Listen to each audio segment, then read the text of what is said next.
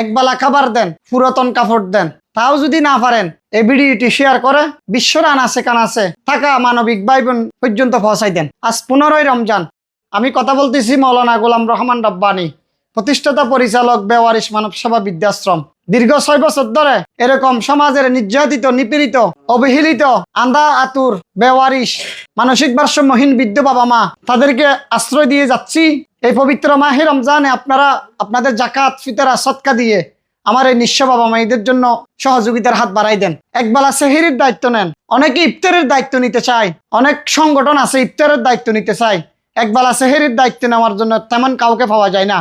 প্রিয় মানবিক ভাই বোনেরা, আপনাদের থেকে একবেলা সেহরি চাচ্ছি আমার 78 জন আশ্রয় থাকা নিঃস্ব বাবা মায়েদের জন্য।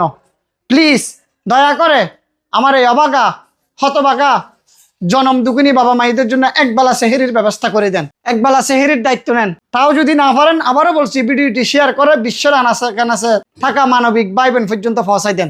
আসসালামু আলাইকুম ওয়া রাহমাতুল্লাহ।